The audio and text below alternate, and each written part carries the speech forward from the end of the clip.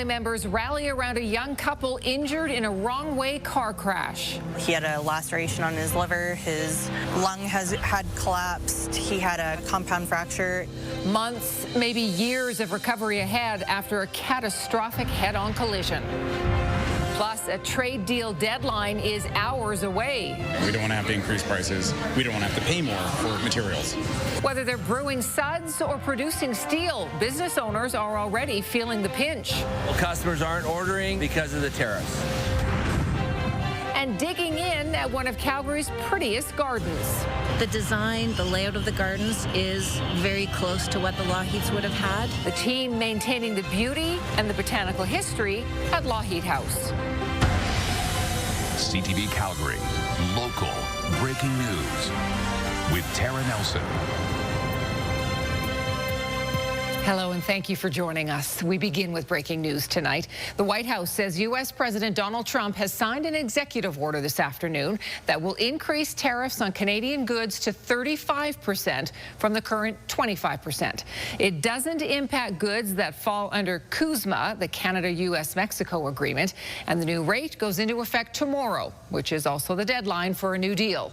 The White House says President Trump found it necessary to increase the tariff in response to Canada's continued inaction and retaliation. So, can Canada cut a deal in the next few hours? Calgary companies that rely on steel and aluminum in particular under U.S. tariffs say they need some relief. Stephanie Thomas reports. MA Steel Foundry is down to operating 2 days a week. It builds parts used in the energy sector in Canada and the United States. Customers are holding off on ordering the custom steel products forged here. Essentially, the price that we've been charging, when the customer gets it, it is now 50% higher in price. Those customers are hurting right now, just like we are here. Since June, the Trump administration imposed a 50% tariff on steel and aluminum. Canada is the top supplier to the United States. Richard DeHaas isn't counting on a done deal by August 1st. To get a deal done, but get a fair deal done, and that's going to work for all Canadian workers. At Village Brewery, all tall cans at 473 milliliters are purchased from an American producer. The operations manager says that it pays close attention to raw materials and packaging costs. Over the last couple of years, we've seen a lot of fluctuation in pricing for everything that we buy and everything that we sell, and would like to avoid increasing anything that's customer facing. Calgary-based CPKC Rail Line says it's effectively stopped shipping steel. Our cross-border steel business is, for all practical purposes, shut down at this point at a 50% tariff level. International trade lawyers say that they're not banking on this being a done deal anytime soon. The Prime Minister explained that negotiations could continue. There might not be a deal. And Stephanie joins us from Village Brewery tonight. So, Stephanie, we heard from U.S. President Trump today. What did he say? Trump told media this afternoon, Tara, that he had not spoken with Prime Minister Mark Carney today. And he also added that Canada's announcement to recognize Palestine state is not sitting well with him, and it's going to make it very hard for the two countries to negotiate. But he did say also that it's not a deal breaker. Tara. Okay, Stephanie, thank you. 9 days after they were seriously injured in a head-on collision, a Calgary couple is still recovering in hospital, and they are facing a very long road to recovery. Tim Brooke joins us tonight. And Tim, you caught up with family of that couple today. Yes, Tara, and frankly, they're still in shock after what happened last week. I spoke with the father and the sister of the woman who was very seriously injured in the crash. They cursed her luck, but at the same time, they acknowledged that really she's lucky to be alive here today. Now, that crash happened around 5 a.m. last Monday. A speeding pickup truck going the wrong way on 52nd Street Northeast first hit and killed a woman in her 50s just walking down the street. Seconds later, the truck smashed into a Jeep Cherokee, leaving Jonathan and Taylor Ramatar fighting for their lives. Today, just 2 days after the couple's 4th wedding anniversary, they're still separated inside Foothills Hospital. They have a slew of injuries, including dozens of broken bones, internal lacerations, and collapsed lungs, but both are expected to recover. Family and friends are fundraising to help with any expenses, medical or otherwise, may pop up along what's sure to be a difficult recovery. Every time we get something good, she sat up for the first time. She got in a wheelchair for the first time, but then her pain is hard to manage. She has an acute pain management team that's really struggling to keep her comfortable. It was unbelievable at first. You don't really want to believe that someone that close to you would be in that predicament. It's always a thing of it happens to someone else's child, but never your own. Charges are still pending against the driver of that pickup truck, and police actually told me earlier today that it could be a while before those charges are officially laid. That's because, according to a CPS spokesperson, this is still a dynamic event, Tara, and they really just want to make sure investigating officers take their time and get it right. Okay, Tim Brooke reporting. Tim, thank you.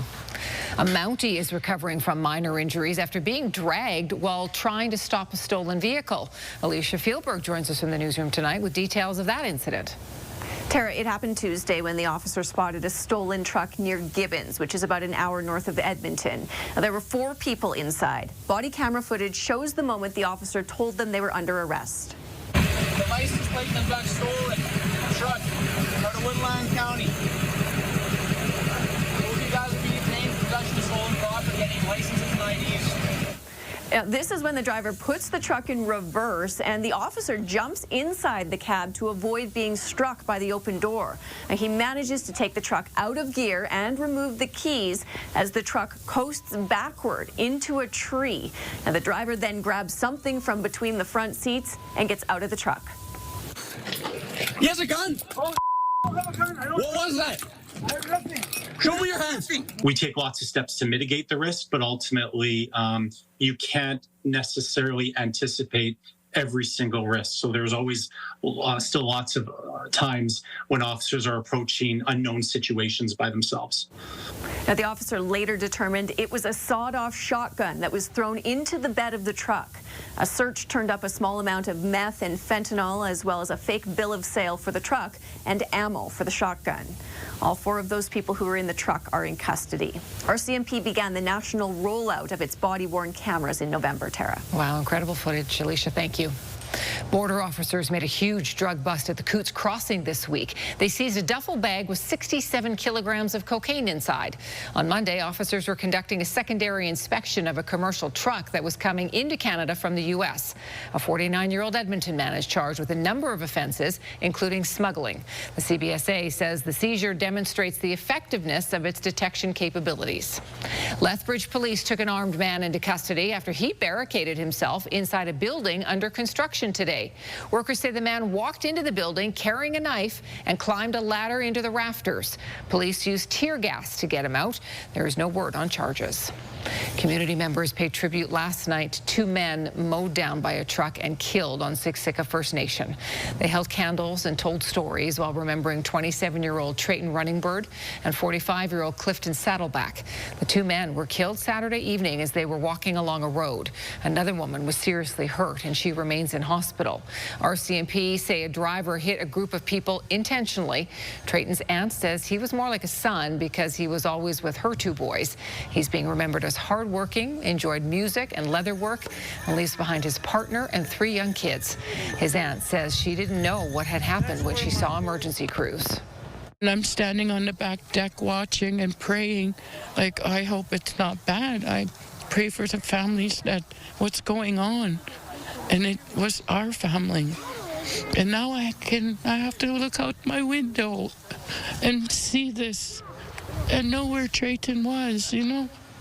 She hopes the senseless deaths will motivate people to come together as a community, shake hands, speak in person, and hug more often.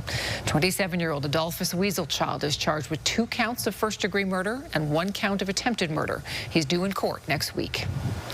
Local reaction is pouring in after the Prime Minister's announcement that Canada will recognize Palestine as a state this fall. It's a major shift in Canadian foreign policy. While some of Calgary's Jewish and Palestinian communities want to eventually see a two-state solution, they don't agree on how to get there. Jacqueline Wilson reports.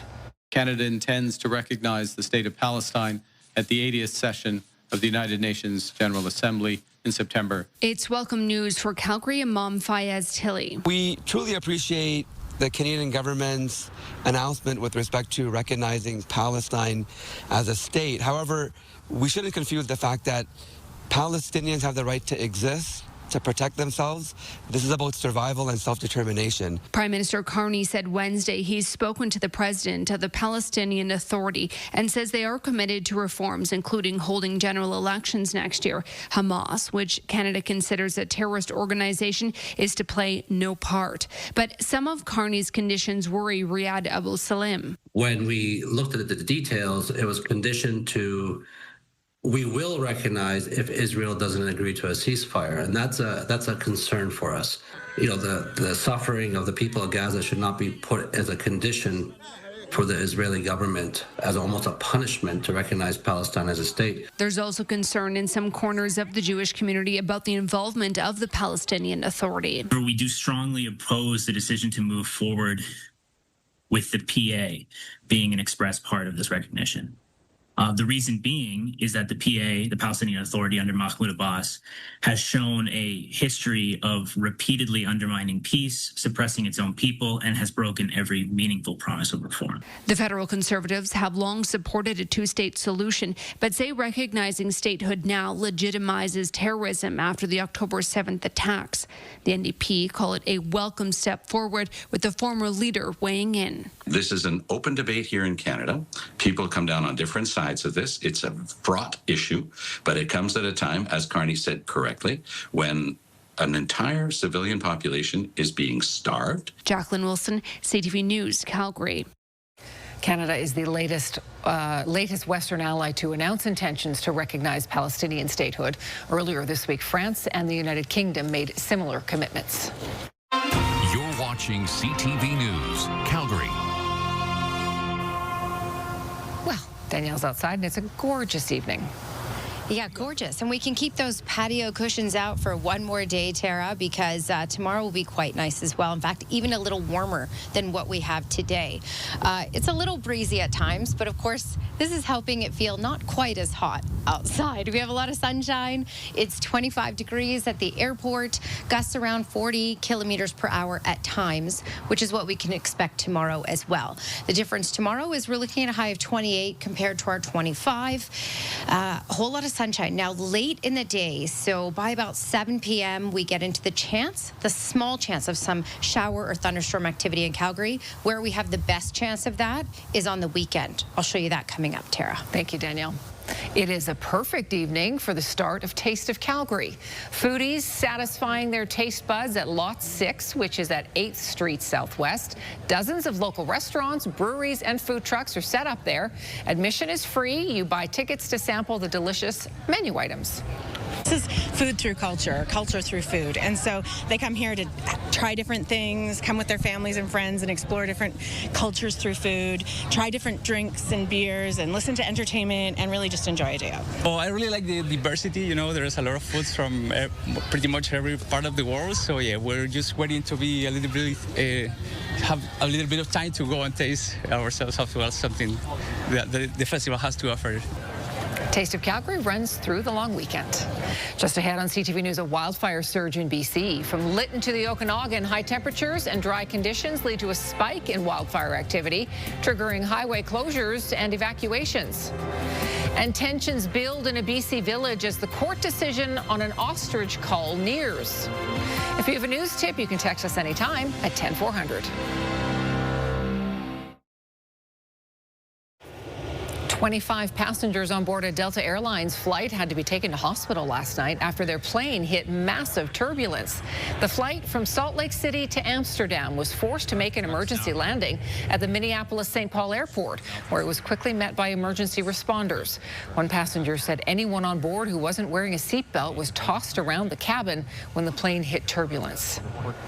A flight attendant who was a passenger aboard a Delta plane that flipped in Toronto in February is accusing the airline of using an inexperienced pilot. The allegation is part of a $75 million lawsuit filed by Vanessa Miles in U.S. federal court. Miles says she was seriously hurt in that crash. 80 people were aboard the Toronto-bound flight from Minnesota when it slammed into the tarmac, eventually ending up on its roof. The allegations have yet to be tested in court. The BC wildfire situation has taken a dramatic turn for the worse. Several major fires are burning tonight, including one in Lytton. It doubled overnight. It is now about 1,000 hectares and is continuing to burn out of control, and it has prompted the evacuation of several families from the Lytton First Nation. Dozens of others are on evacuation alert as the flames threaten their homes too. Fires have happened around here every summer for years and years and years. Last summer was probably one of the first in a long time we didn't see smoke in the area. What it is, though, it's since 2021 when the fire happened and people ran for their lives, the smoke now triggers that anxiety, that PTSD for so many people, not just from the village, but around the area. There are now 51 wildlife firefighters battling the Cantilever Bar fire with 4 helicopters and support from structural firefighters. The mercury hit 37 degrees and there is a risk of a thunderstorm tonight. Now, there is good news for many residents of Peachland tonight. While crews continue to fight an out-of-control grass fire there, residents from about 250 homes are being allowed to return. They do, however, remain on evacuation alert. That leaves about 150 homes still on evacuation order. The Drought Hill wildfire covers about 57 hectares near the junction of Highway 97 and the Okanagan Connector. It's believed to have been sparked by a truck fire. And a lightning strike started a wildfire on Mount Field in Yoho National Park. It's about 2 hectares in size and is burning in steep terrain. The fire is visible from the town of Field and the Trans-Canada Highway, but Parks Canada says there's currently no threat to the public or infrastructure. But the Burgess Pass Trail is closed, which will affect the Burgess Shale guided hikes. This is CTV News Calgary.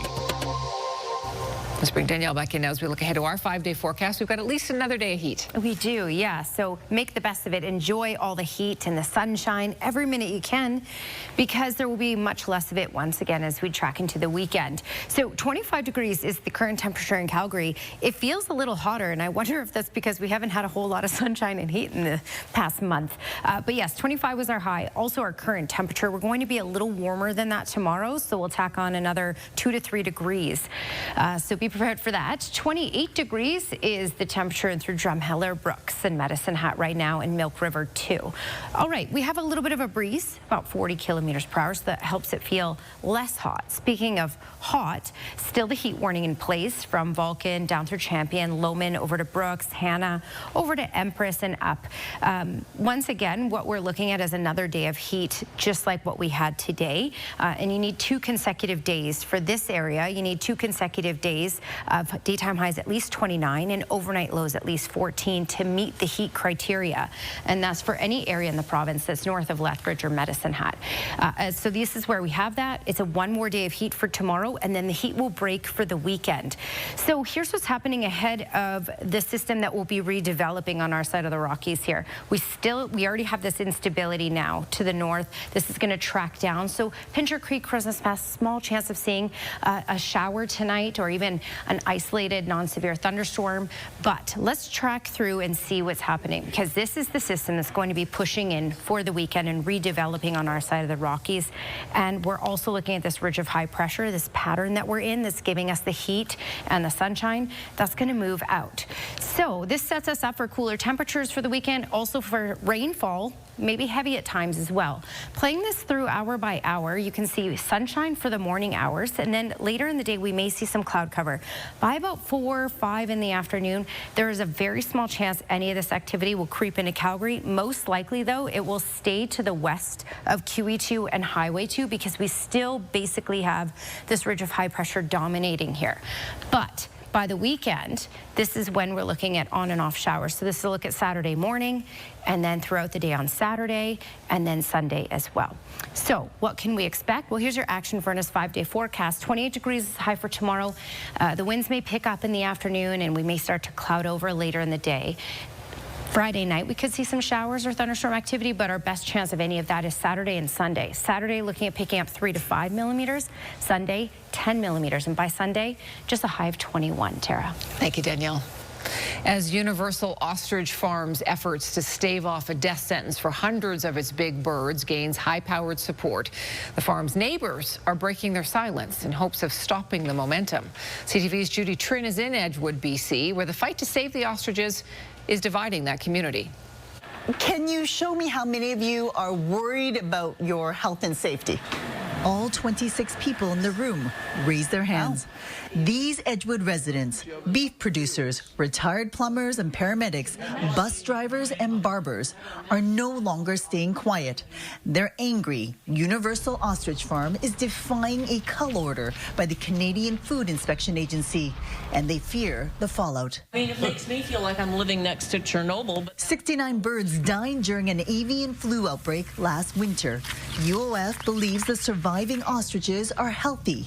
Since January, the owners have been fighting in court to block the death sentences. The ostrich farm has had the CFIA on the ropes by having protesters, by having court cases, by having appeals. A cull will jeopardize the farm's contract with a Japanese scientist to use the ostriches for antibody research.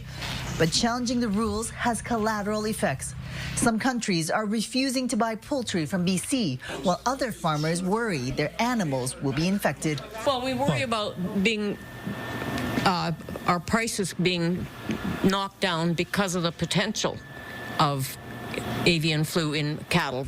The influx of strangers who have set up camp to protest are also raising alarms. Edgewood is not about violence. So when they thought CFIA was coming, they barricaded the side road. But the owners say their fight isn't just for the birds. It is for food security, it's for better ways, for getting rid of, changing policy, fixing fractured and flawed systems. The townspeople aren't convinced. Instead, they're depending on the CFIA to protect them from the ostrich farm. If it isn't the government's job to regulate and protect these things, then whose job is it? The culling controversy has dragged on for nearly 8 months. The residents want this matter resolved as soon as possible. But the farm's owners say they are willing to take this matter all the way to the Supreme Court. Judy Trin, CTV News, Edgewood, BC. We have been hearing for a while about the risks to Alberta's bee population. Now a researcher is looking into the impact of roads near crops and beehives. We'll take a look. And every bee and every gardener would love to spend some time at the historic Lougheed House. We have those stories just ahead.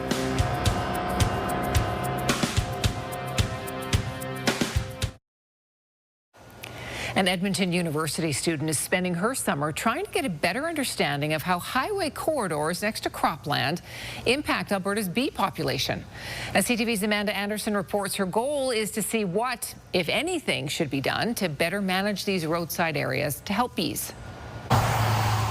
Throughout the summer, you'll find Shay Giesbrecht trekking along roadside ditches.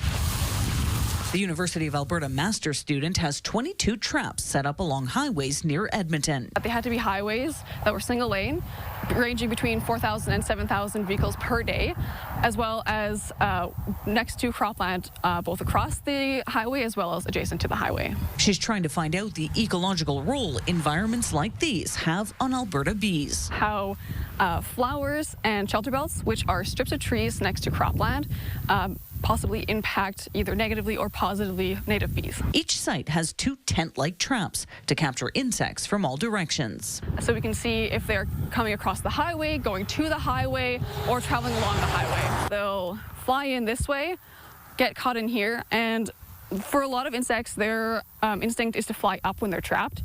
So because this leads all the way up here, they get caught into this top bottle, they get exhausted, and then they fall into this propylene glycol.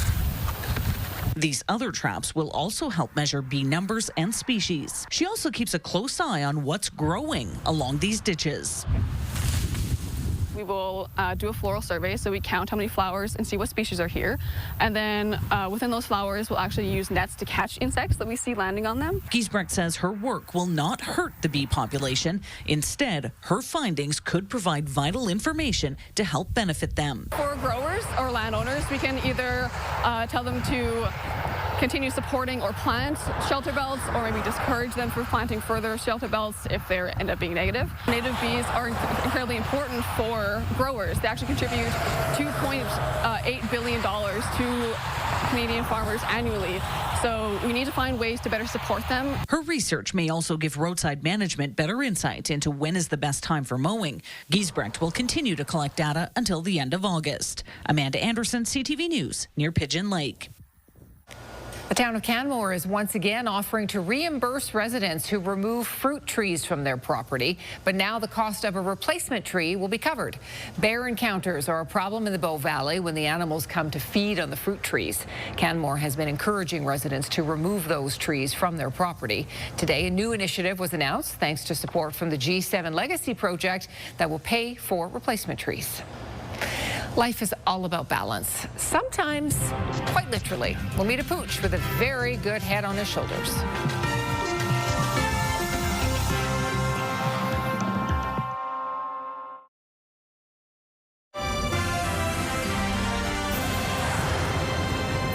Artwork created by a man in Red Deer will soon be featured at McDonald's locations right across the country. Richard C. is one of 17 McDonald's employees chosen as part of the Made in McDonald's campaign. The campaign highlights artistic talent from McDonald's workers nationwide. His painting, called Quality, will be featured on tray maps and billboards. C. has worked at McDonald's for more than 3 decades, but he used to work in the fine arts in Philippines before moving to Canada in 2023. I'm very happy because I did not expect this one. When I was in high school, I joined different competition when it comes to art, but I never won any single competition. C has been an artist for close to 40 years and says it doesn't matter how slow you go as long as you don't stop. It takes a lot of work to maintain a garden, and the gardens at the historic Lougheed House wouldn't be possible without the work of dozens of volunteers. They meet every Tuesday and Thursday during the growing season, and they spend a few hours making sure the plants and the flowers are always looking their best. Here's Kevin Fleming.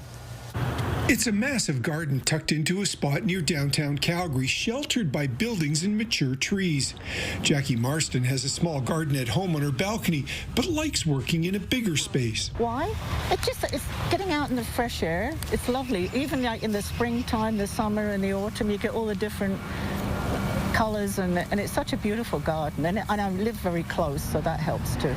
The Lougheed House has close to 30 volunteers that maintain the plants and flowers. They work 2 days a week, and Jeff Walker says now that the rain has stopped, he and the others have a lot of work to catch up on. Pruning, deadheading, weeding.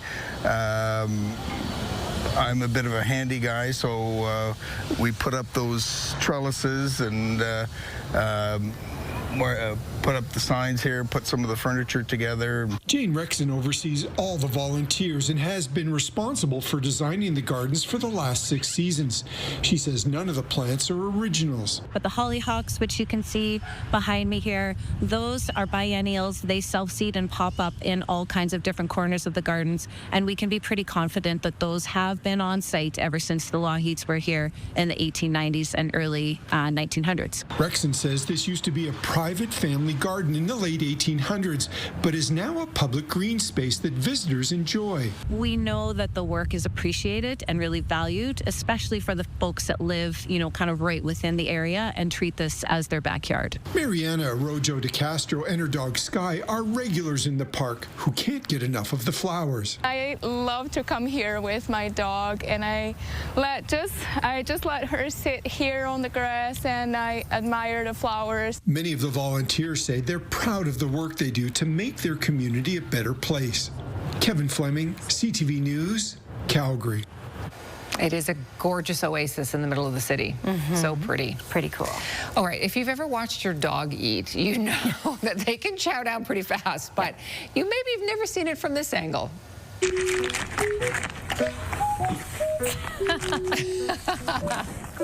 I'm going to call this the schnoz cam. I like that. Yeah. That's pretty good. That fisheye lens makes him look quite comical. Yeah, he looks like a little cartoon. He does. And a happy little cartoon. Yeah, he's enjoying that. I don't know whether that is a bowl of biscuits, I guess. Oh, cute. Well, here's a pooch that has a little more self-control when it comes to food. Actually, a lot more.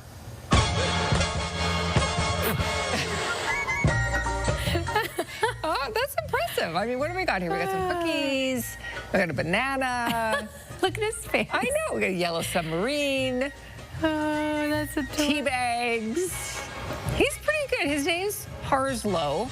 Oh, there he got the hot. I want to see him actually get to eat any of it. Well, the hot dog, he was like, you got to be kidding me. You want me to hold a hot dog on my head? This is mine. No. I am a hot dog. Yeah, he's saying. Exactly. Wildlife photography allows us to get up close and personal with animals, and in this case, observe a very cute family dynamic.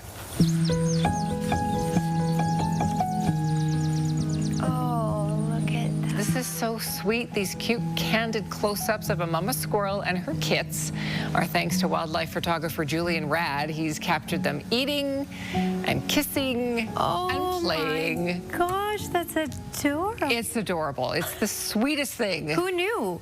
You just see them race by normally. Yeah, that's right. They have a whole family dynamic going on. Very cute. Still to come, the big tech companies are releasing their earnings reports. Apple is selling more iPhones ahead of the Trump tariffs kicking in. We have those details in our business report.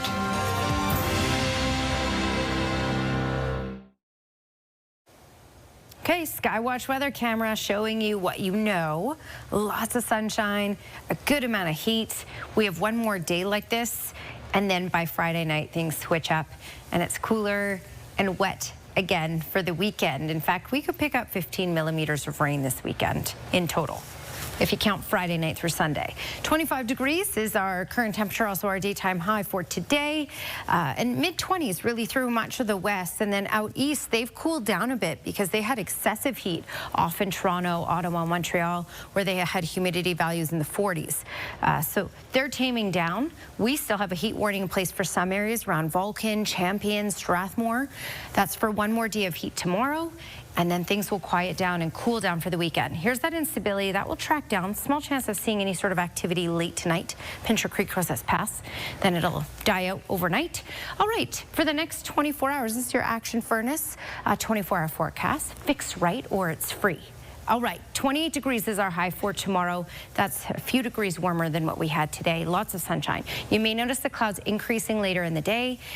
Will be a little breezy at times, up to 40 kilometers per hour, but overall it's a quiet day. Tomorrow night is when we get into the chance of showers or thunderstorm activity, and certainly by the weekend. All right, Salmon Arm, Kamloops, Kelowna into the 30s tomorrow, Edmonton and up north as well. But for further south, we're looking at high 20s. Instability along the mountains, Jasper, Banff, Cranbrook, we may even see a little bit of that in the Lethbridge area as well with a high of 28. Looking at that 10-day trend, high 20s for us in Calgary tomorrow, and then we start to cool down for the weekend, low 20s by Sunday, Tara. Thank you, Danielle. The White House says U.S. President Donald Trump will increase tariffs on Canadian goods to 35% from the current 25% starting Friday. Trump signed an executive order this afternoon. This will apply to all products not covered by the U.S.-Mexico-Canada trade agreement. The deadline to reach a deal is also tomorrow. A Mountie jumped into action to stop a suspected stolen truck north of Edmonton. He arrested 4 people and recovered a shotgun. No one was hurt.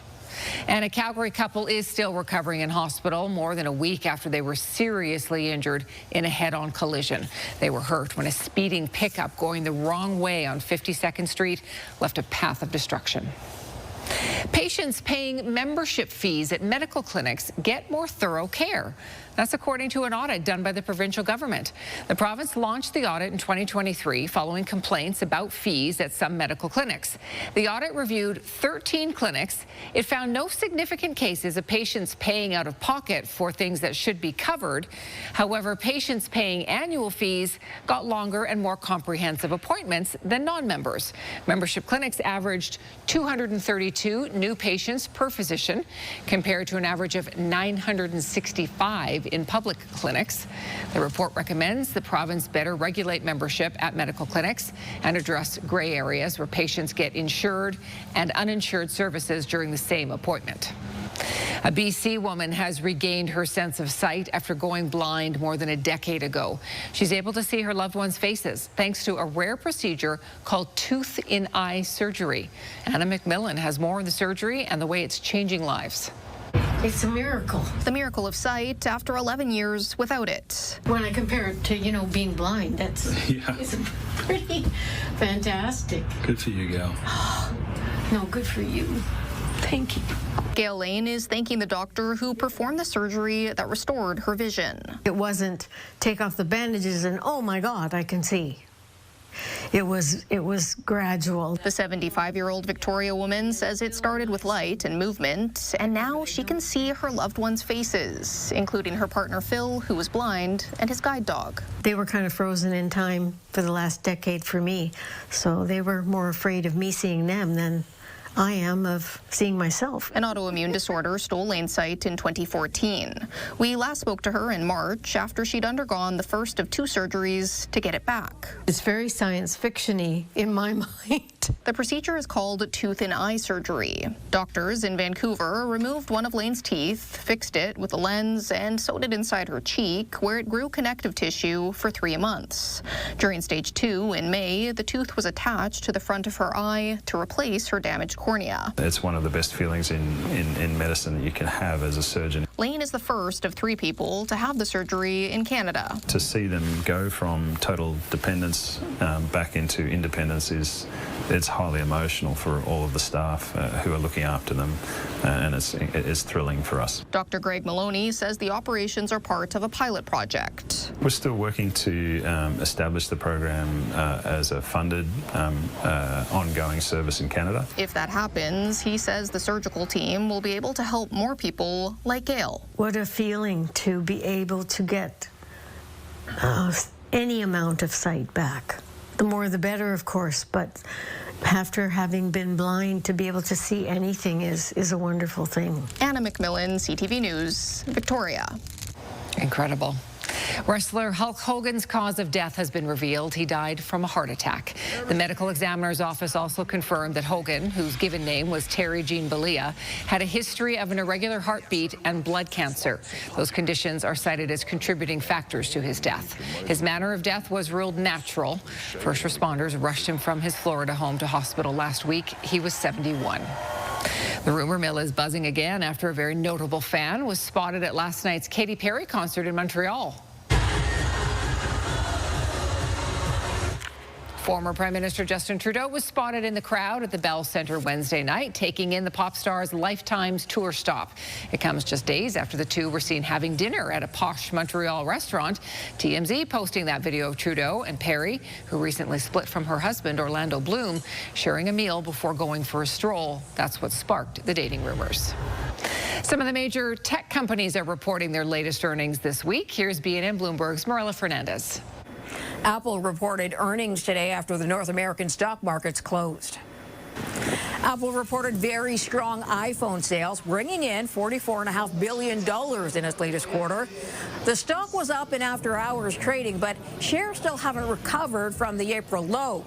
Investors have been worried that Apple isn't executing a strong AI plan. Here's how the trading day ended. The Canadian dollar is down again today to 72.18. West Texas Intermediate dropped to 69.26. Our fix on Western Canadian Select has it up to 57.03. And the TSX dropped 110 points today, ending the day 27.259. Those are your business headlines. I'm Marilla Fernandez. Well, this isn't really a surprise. A Calgarian says his wife was in disbelief after he won $1 million. Tom Dimitrov won $1 million on the July 12th Lotto 649 gold ball draw. He says he was thrilled to find out about the big payday, but his wife wasn't sure he'd actually won until he showed her the ticket. Dimitrov says he'll be using some of that cash to help support his granddaughter who has special needs. He bought the lucky ticket at the Petro-Canada in Seaton. 3 down, 2 to go. The poolside as Summer Macintosh wins her 3rd gold. She isn't finished in Singapore yet, though.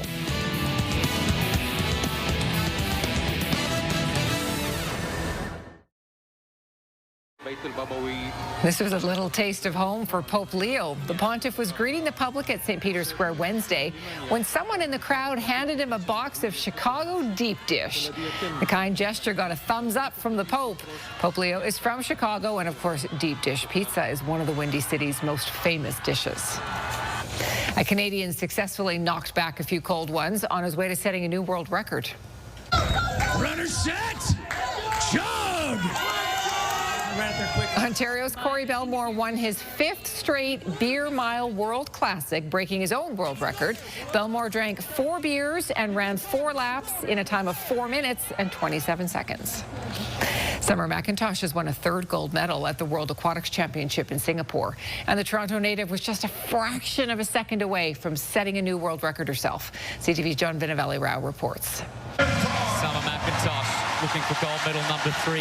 As the swimming sensation made her way to the pool, half a world away in her hometown, these young swimmers gathered to watch.